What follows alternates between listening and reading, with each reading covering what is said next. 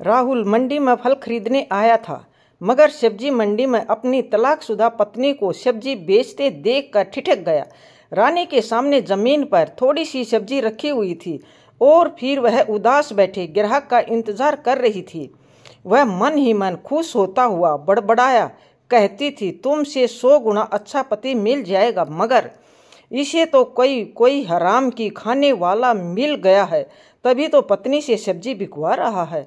वह ना चाहते हुए भी उधर चल पड़ा जहां रानी सब्जी बेच रही थी। अचानक राहुल ने अपने चेहरे पर रुमाल बांध लिया। वैसे भी वह 8 सालों में बहुत बदल गया था, थोड़ा मोटा हो गया था, रंग भी साफ हो गया था। सूट बूट पहनने के कारण साहब लग रहा था और चेहरे पर रुमाल बांधने के बाद तो पहचान में ही नहीं आ रहा था। पास जाकर देखा तो रानी के पास थोड़े से आलू थे जो हवा के थपेड़े खाकर पुराने से लग रहे थे। थोड़े से टमाटर थे जो बिल्कुल ताज़ा थे। एक लकड़ी की कैरेट में आम रखे थे जिनके ऊपर सूखा घास होने के कारण वह ढंग से दिखाई नहीं दे रहे थे। थोड़ी सी हरी मिर्च और 4-5 नग धब्बे वाली फूल गोभी भी थी। बस सड़क के किनारे जमीन पर एक चद्दर बिछाकर उसी पर लगी छोटी सी दुकान में इतना ही सामान था। राहुल ने गौर किया, वह बहुत ज़्यादा दुबली पतली हो गई थी। चेहरे पर जरा भी रौनक नहीं थी, रंग भी सांवला हो गया था। एक बार तो उसे शक हुआ कि वह रानी कोई और है, मगर उसके माथे पर बड़ा सा तिल देखकर उसे विश्वास हो गया कि यह रानी ही है। रानी ने आशा भरी दृष्टि से उसकी तरफ देखी, फिर जल्दी से बोली, क्या चाहिए साहब? पड़ोस में सब्जी बेच रही एक महिला बोली, इसके पास तो बासी सब्जी रखी है साहब, ताज़ा सब्जी लेनी है तो इधर आ जाइए। मगर रानी जबरदस्ती में बोली, रानी जल्दबाजी में बोली, बासी नहीं है साहब, बस धूप के कारण थोड़ा पुराना लग रही है, वरना मैंने आज सुबह ही खरीदी थी। रानी के चेहरे पर बेबसी और मजबूरी के भाव देखकर उसका दिल धड़क गया। आखिर जिंदगी के 6 साल उसके साथ गुजारे थे। तलाक जरूर हो गया था, मगर उन 6 सालों के कुछ यादगार और हसीन पल भी गुजारे थे। वह बिना बोले ही ऊपर से घास हटाकर आम दिखाने लगा। आम थे तो बढ़िया किस्म के, मगर उनमें भी सिलवटें पड़ी हुई थी, पुराने होने के कारण पिछले हुए थे। वह बोला, यह तो सचमुच खराब हो गए हैं। रानी अधीर होकर बोली, नहीं साहब, खराब नहीं हुए हैं, बस थोड़े से अलसाए हुए लग रहे हैं। ले लो ना साहब, शाम का वक्त है, सस्ता लगा दूंगी। वह वहाँ से जाने का नाटक करते हुए वह बोला, मैं जानता हूँ यह खराब हो चुके हैं, छिलका उतार कर देखो, अंदर से काले पड़ गए हैं। वह गिड़गिड़ाते हुए बोली, आप एक आम खा कर देख लो सर, अगर खराब लगे तो मत लेना। 2 दिन से मेरी बेटी की तबीयत खराब चल रही है, इसी कारण दुकान ढंग से नहीं लगा पा रही हूँ। बेटी का नाम सुनते ही राहुल को झटका सा लगा। उसके सामने अपनी प्यारी सी बेटी का चेहरा उभर आया। तलाक के वक्त उसे आखिरी बार देखा था, तब वह 4 साल की थी। अब तो 10 साल की हो गई, अब तो 10 साल की हो गई होगी प्रीति। वह एक आम उठाकर राहुल को देने लगी, मगर वह तो बेटी के ख्यालों में खो चुका था।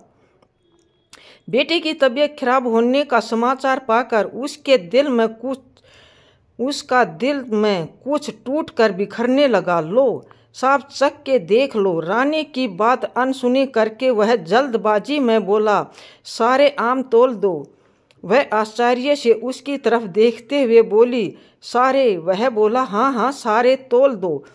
और यह खुश होकर आम तोलने लगी। 8 किलो आम थे। वह 2 थैलियों में डालकर उसे देते हुए बोली, 100 रुपये किलो बेच रही हूँ, मगर आप 8 किलो ले रहे हैं, इसलिए 80 रुपये के भाव से दे दूंगी।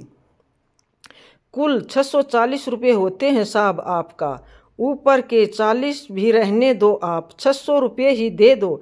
वह बोला, तुम्हारी बेटी बीमार है, इसलिए 100 रुपये किलो के भाव से पैसे ले लो। फिर 500 के 2-2 नोट देकर जाने लगा। रानी ने पीछे से पुकारा, 100 रुपये किलो के भाव से जोड़े तब भी 800 रुपये होते हैं साहब, आपने 200 रुपये तो वापिस लेते जाओ। राहुल वहीं रुक गया मगर कुछ बोला नहीं।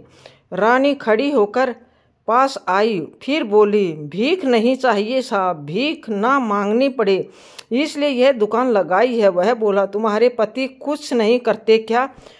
वह 200 रुपये उसके हाथ में रखते हुए बोली, पति से 8 साल पहले तलाक हो गया साहब।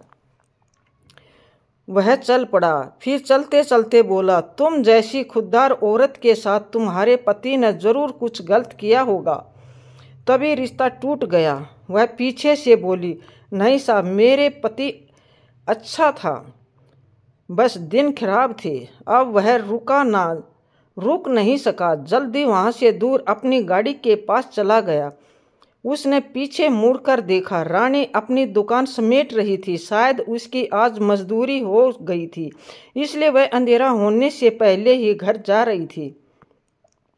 राहुल का मन किया उसके पीछे जाए ताकि पता चले कहाँ रहती है।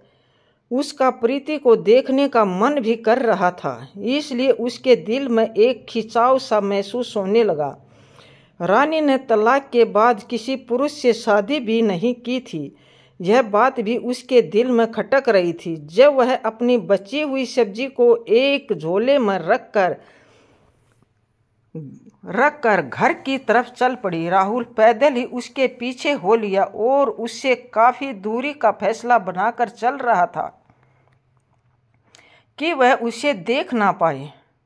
राहुल के दिमाग में एक ही सवाल बार बार शोर मचा रहा था कि रानी कानपुर में कैसे आई। उसका घर तो एक गांव में था, वहां उनके 2 भाई थे, उन्हें बहन को अकेला कैसे छोड़ दिया। तलाक के वक्त तो बड़े उछल रहे थे।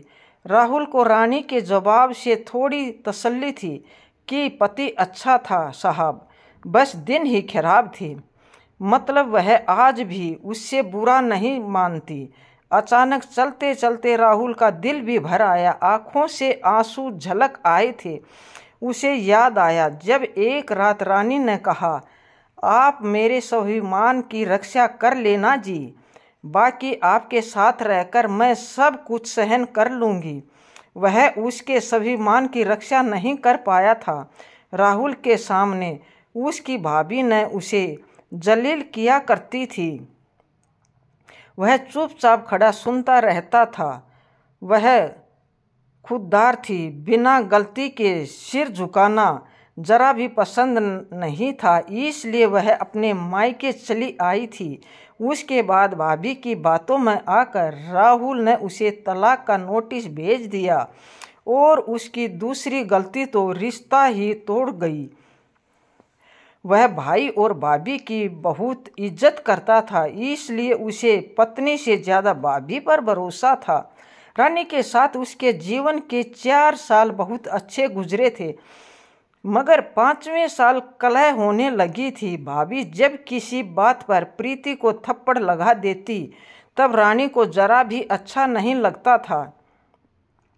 इसी बात पर कलह बढ़ जाया करती थी। कलह और झगड़े के कारण रानी अलग होने का दबाव बना रही थी, जो राहुल को जरा भी पसंद नहीं था। राहुल के भाई और भाभी नहीं चाहते थे कि पुश्तैनी दुकान का बंटवारा हो, वह अकेले ही सब कुछ हड़पना चाहते थे।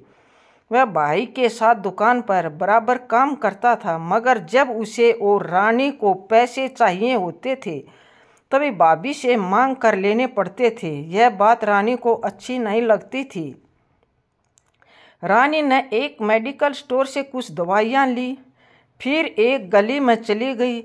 राहुल निश्चित फैसला बनाकर उसके पीछे पीछे चल रहा था। चलते चलते वह शहर के बाहर की बस्ती में आ गई। कुछ दूर चलने के बाद वह एक पुराने से घर में प्रवेश कर गई, जिसमें कमरे के नाम पर 2 खंडर से कमरे थे। वहां बाहर चौक में 2 खटिया डली हुई थी, एक पर प्रीति लेटी हुई थी, दूसरी खाट पर एक बुढ़िया लेटी थी। राहुल ने देखा रानी ने के पहुंचते ही वह बुढ़िया उठकर बैठ गई। उसने बुढ़िया का चेहरा देखा तो पहचान लिया, वह रानी की माँ थी, यानी राहुल की सास। साथ ही प्रीति भी उठ गई थी। वह पहले से बड़ी हो गई थी लेकिन बहुत कमज़ोर लग रही थी। उस पर नज़र पड़ते ही राहुल के दिल से झरना बहने लगा। उसका दिल किया कि जाकर प्रीति को अपने सीने से लगा ले। वह बेचैन होकर बहुत टाइम तक प्रीति को देखता रहा और उसकी आंखों से आंसू बहते रहे, मगर वह लाख चाहकर भी घर के अंदर नहीं जा सकता था। जल्दी ही वह वापस लौट गया। उसे भाभी पर बार बार गुस्सा आ रहा था, जिसने उसके हंसते खेलते घर को बर्बाद कर दिया था। तलाक के समय भाभी कहती थी कि जल्दी ही तुम्हारी दूसरी शादी कर दूंगी, मगर 8 साल हो गए, भाभी ने अभी तक कुछ नहीं किया। अभी तक रुंडवा ही जी रहा हूँ। इस शहर में मैं अकेला ही रहता हूँ। यहाँ उसके भाई ने एक दुकान और 2 बेडरूम का घर खरीद कर दे रखा था ताकि धंधे को और आगे बढ़ाया जा सके। राहुल अकेला ही वह दुकान चला रहा था। घर भी ठीक दुकान के पीछे था। वह उस घर में अकेला ही रहता था। भाई भाभी उसे आगे भी बिना पत्नी के रखना चाहते थे ताकि वह ना हिस्सा मांग सके और जिंदगी भर कमा कर देता रहे। उसका भाई हर हफ्ते दुकान पर आता और बचत के सारे पैसे लेकर चला जाता था। मगर कहते हैं ना कि ऊपर वाले के घर में देर है अंधेर नहीं। भगवान के संयोग से दोनों तलाकशुदा पति पत्नी एक ही शहर में रहने आ गई। अभी तक दोनों ने दूसरी शादी भी नहीं की थी। कुछ भी हो सकता था। अब राहुल रोज शाम को रानी की दुकान पर जाने लगा था। रुमाल से चेहरा ढांपकर वह दुकान पर जाता था और ढेर सारी सब्जी और फल खरीद कर लाता था ताकि रानी ढंग से प्रीति की परवरिश कर सके। वह दिन भर बहुत सोचता था, मगर बिना चेहरे ढके रानी के सामने जाने की उसकी हिम्मत नहीं होती थी। जो सब्जी खरीद कर लाता था, जितनी ज़रूरत होती थी उतनी सब्जी रख लेता था और बाकी बची सब्जियों को आवारा पशुओं को खिला दिया करता था। कुछ दिनों बाद जब राहुल का भाई हिसाब लेने के लिए दुकान पर आया, तब उसने पूछा कि बचत के सारे पैसे कहाँ गए। राहुल बोला, खर्च हो गए मेरे से। भाई गुस्से में बोला, इतने सारे रुपये कहाँ खर्च कर दिए। राहुल हिम्मत करके बोला, काम था, खर्च कर दिए। भाई नाराज होते हुए बोला, आज तक तुमने तो कभी भी फालतू खर्च नहीं किया। अब तुम्हारे अंदर कौन से ऐब आ गए हैं। राहुल बोला, गुस्सा क्यों हो रहे हो भाई, कमाए भी तो मैंने ही थे, इसलिए खर्च कर दिए, मेरी भी ज़रूरत है। भाई गुस्सा होते हुए बोला, तुम्हें शर्म नहीं आती जो मुझे जुबान लड़ा रहे हो। राहुल शांति से बोला, जुबान नहीं लड़ा रहा हूँ, शांति से एक बात बोल रहा हूँ। मैं कमाता हूँ तो खर्च भी कर सकता हूँ। यह घर और दुकान तो आपने मेरे नाम ही खरीदी है, इसलिए यह अब मुझे दे दीजिए। आपके पास पुश्तैनी घर और बड़ी दुकान है, उसकी कीमत यहाँ से बहुत ज़्यादा है। आप पुश्तैनी ज़मीन जायदाद रखिए और यह छोटा सा घर और दुकान आप मुझे दे दीजिए। अब मैं अकेला ही जीना चाहता हूँ। भाई बोला, तू कैसी बातें कर रहा है, मैं तुझे अकेले कैसे छोड़ सकता हूँ। अभी तो मुझे तेरी शादी करनी है, तेरा फिर से घर बसाना है। राहुल बोला, अब मेरी झूठी फिक्र करना छोड़ दो। आपने और भाभी ने मिलकर मुझे मेरी बीवी से अलग कर दिया और आप दोनों ने मेरा बसा बसाया घर उजाड़ दिया। 8 साल हो गई मेरी शादी को टूटे हुए, कभी शादी की बात चलाई आपने? आप दोनों ने मेरी शादी करवाने की नहीं चाहते थे, मुझे सिर्फ नौकर बनाकर रखना चाहते हैं।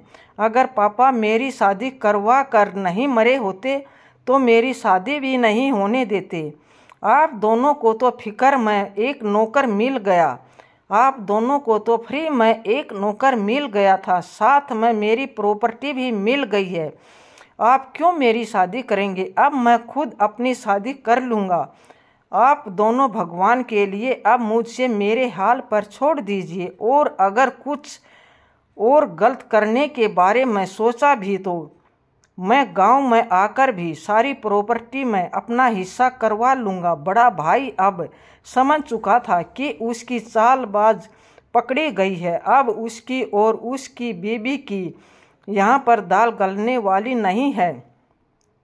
झूठे रिश्ते का नकाब उतर चुका था। भाई का हिस्सा मारकर अपने बेटों के लिए ज़्यादा प्रॉपर्टी छोड़कर जाना चाहता था, मगर उसका यह सपना पूरा नहीं हुआ और वह चुपचाप वहाँ से निकल आया।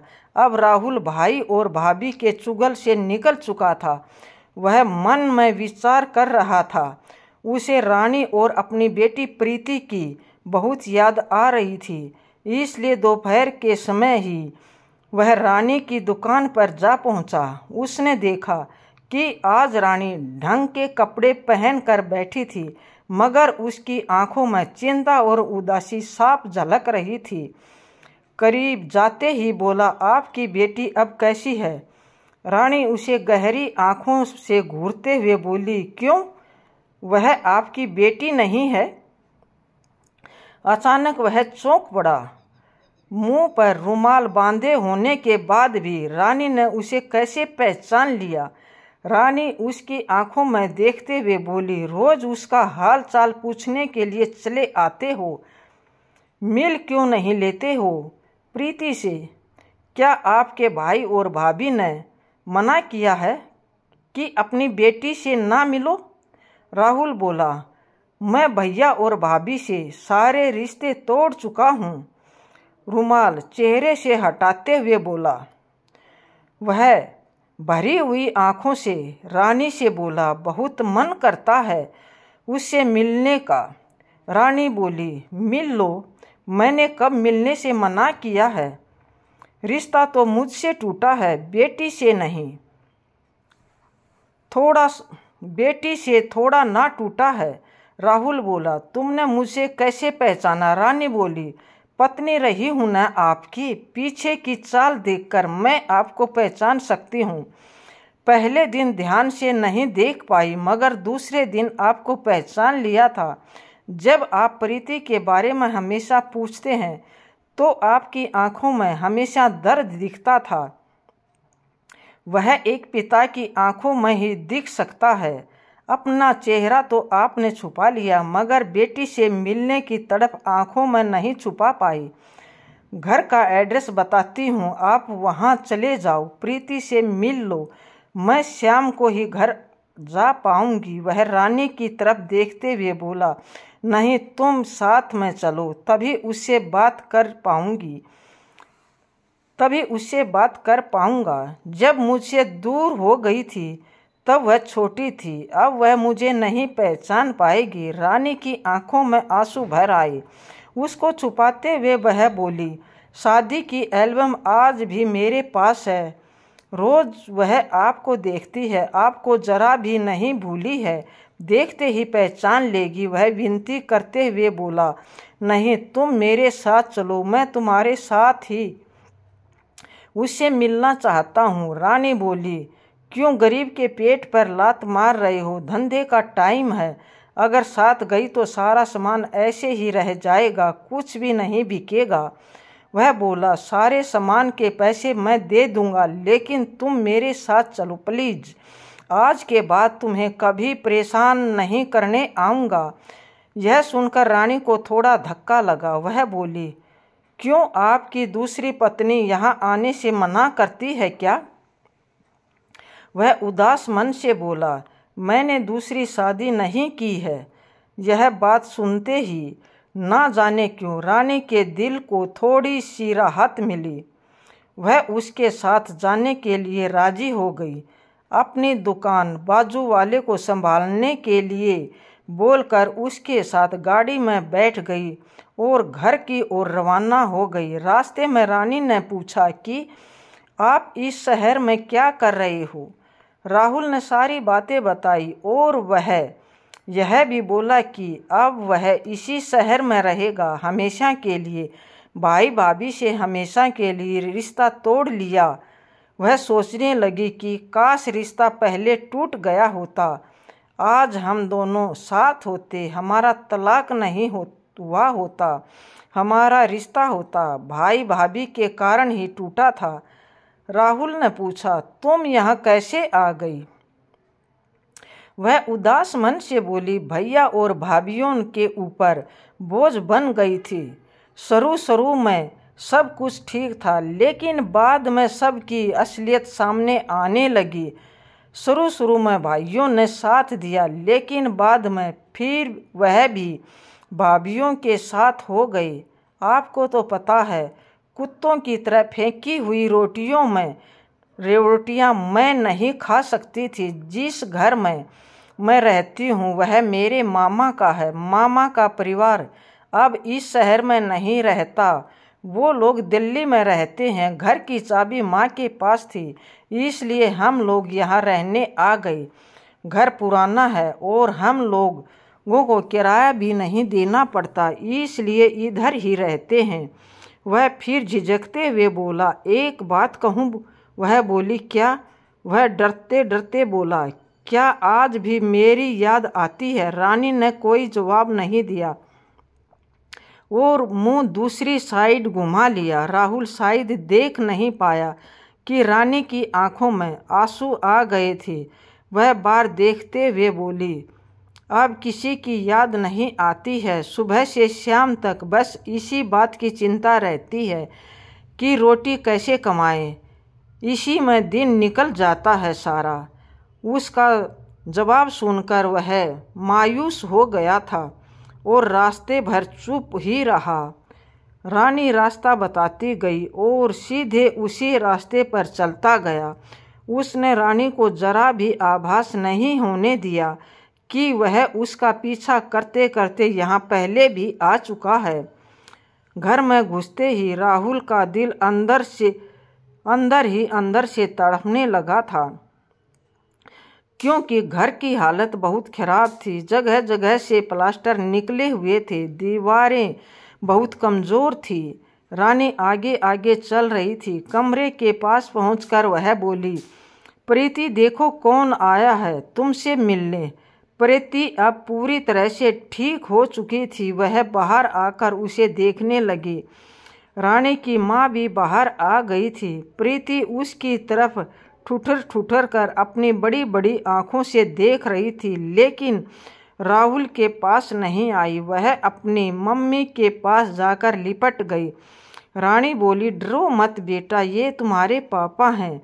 प्रीति बोली, पापा हैं? मगर गंदे पापा हैं, इन्हें आपको बहुत रुलाया है। प्रीति अब बड़ी हो चुकी थी, उसे अच्छी तरह से सब कुछ समझ में आ रहा था। राहुल को जिस बात का डर था वही हुआ, इसलिए वह अकेला नहीं आ रहा था, रानी को साथ में लाया था। राहुल झिझकते हुए सास के पैर छूने लगा। सास भी 2 कदम पीछे हट गई, बोली, दूर रहो हमसे, हमारा तुम्हारा कोई रिश्ता नहीं है अब, इसलिए पैर छूने की कोई ज़रूरत नहीं है। राहुल नीचे ही बैठ गया, फिर भरी आंखों से दोनों हाथ फैलाकर बेटी को पास आने का इशारा कर रहा था। उसकी आंखें कह रही थी कि एक बार आकर मेरे सीने से लग जा मेरी गुड़िया रानी। प्रीति ने माँ की तरफ देखा। रानी ने इशारों में जाने के लिए बोला। तब प्रीति दौड़कर अपने पिता के गले लग गई। राहुल के लिए यह स्वर्ग के सुख से कम नहीं था। वह फपक कर रोने लगा। रोते रोते बोला, माफ़ कर दे मेरी गुड़िया रानी, जिंदगी के फैसले खुद लेने में मैंने बहुत देर कर दी, वरना आज तुम और तुम्हारी माँ मेरे साथ होते। फिर वह प्रीति को उठाकर गाड़ी के पास लेकर गया और गाड़ी की डिग्गी खोलकर बोला, देखो मैं तुम्हारे लिए क्या लेकर आया हूँ। एक बड़े से थैले में ढेर सारा सामान था। चॉकलेट, बिस्किट, खिलौने और कपड़े से थैला भरा हुआ था। वह एक एक सामान निकाल कर प्रीति को देने लगा। रानी गौर से देख रही थी। यह सोचकर उसका दिल जोर से धड़क रहा था कि उस थैले में से उसके लिए भी कुछ निकलेगा, मगर पूरा थैला खाली हो चुका था। रानी के लिए कुछ भी नहीं था। रानी समझ गई कि वह सिर्फ यहाँ अपनी बेटी के लिए आया है। इतनी सारी चीज़ें पाकर प्रीति बहुत खुश थी। रानी बोली, अब चलते हैं, मुझे दुकान पर भी जाना है।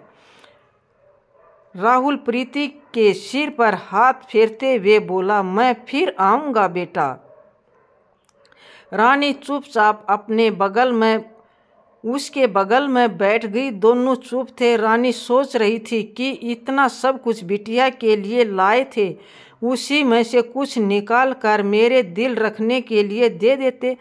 तलाक हो जाने से थोड़े ही सब खत्म हो जाता है। वह गाड़ी चलाते हुए बोला, एक बात पूछूं? वह बोली, क्या? अगर तुम्हारे लिए कोई चीज़ लाता तो क्या तुम वह ले लेती? रानी तिरछी नज़रों से उसे देखा, फिर बोली, जब लाते फिर देखती। अब छोड़ो। वह जल्दबाजी में बोला, लाया हूँ, तुम वादा करो तुम ले लोगी, मना नहीं करोगी। रानी का दिल जोर जोर से धड़कने लगा। वह सोचने लगी कि ऐसी क्या चीज़ लाया है जो देते हुए इतना घबरा रहा है। वह अपने अंदर की बेचैनी को छुपाते हुए बोली, लाओ, दे दो। अब इतने प्यार से लाए हो तो मना कैसे कर सकती हूँ, मगर दोबारा कुछ लाए तो नहीं लूँगी। राहुल ने जेब से निकाल कर मुट्ठी बांध कर उसकी तरफ दे दिया। रानी धड़कते दिल से हाथ आगे कर दिया। राहुल ने जब उसके हाथ में वह चीज़ रखी, वह खुशी से उछल पड़ी। कोई ऐसी चीज़, वैसी वस्तु नहीं थी, वह एक मंगलसूत्र था। राहुल का दिल धक धक कर रहा था। घबराहट के मारे उसने साइड में गाड़ी रोक दी। रानी आश्चर्यचकित होकर बोली, ये क्या है? राहुल बोला, मना मत करना, नहीं तो मेरा दिल टूट जाएगा। बड़ी आस के साथ लाया हूँ। मैं अपनी सारी गलतियाँ की तुमसे माफ़ी मांगता हूँ। मैं बहुत बड़ा मूर्ख हूँ, इसलिए मुझे अपनों ने ही छल लिया और मेरी बेटी पत्नी से ही दूर कर दिया। जब जब तुम्हें मेरी ज़रूरत थी तब मैं तुम्हारे साथ खड़ा नहीं था, लेकिन अब मैं वादा करता हूँ कि तुम्हारा हाथ कभी नहीं छोड़ूंगा। ये साथ अब मेरे मरने के बाद भी नहीं छूटेगा। अब हम फिर से नया संसार बनाएंगे जहाँ प्रीति की अच्छी परवरिश और सासू माँ का बुढ़ापा संवारेगा। अचानक हुए इस वाक्य से रानी स्टैचू बन गई थी। वह कुछ बोल नहीं पा रही थी, बस एक टक मंगलसूत्र को निहार रही थी। राहुल बोला, रानी, ए रानी, मैं तुम्हारा वही राहुल हूँ जिसके हाथों में तकिया बनाए बिना तुम्हें नींद नहीं आती थी। प्लीज़ मना मत करना, मैं तुम्हें ऐसी ज़िंदगी जीते नहीं देख सकता। जब से तुम्हें इस हाल में देखा है मैं रोज़ रोता हूँ। कहते हुए रोने लगा। रानी मंगलसूत्र को मुट्ठी में बंद करते हुए बोली, तलाक के कागज़ों का क्या होगा, फाड़ दोगे? राहुल रोते हुए बोला। रानी उसे वापस मंगलसूत्र देने लगी। राहुल ने बहती आंखों से उसे देखा और दोनों हाथ जोड़ लिए। रानी बोली, अपने हाथों से पहना दो। इतना सुनते ही राहुल खुशी से उछल पड़ा और मंगलसूत्र लेकर तुरंत रानी को पहना दिया। वह खुशी से पागल हो गया था। गाड़ी स्टार्ट करके चलने लगा। रानी ने उसका हाथ पकड़ लिया और बोली, अब दुकान पर नहीं जाना, अपने घर ले चलो।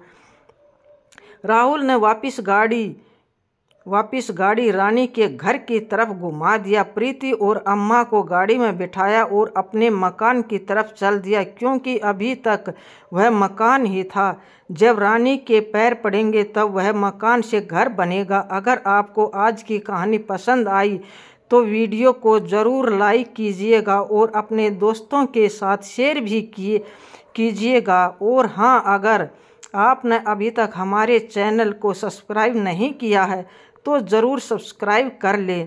मिलते हैं हम अपनी कल की एक नई दिलचस्प कहानी के साथ।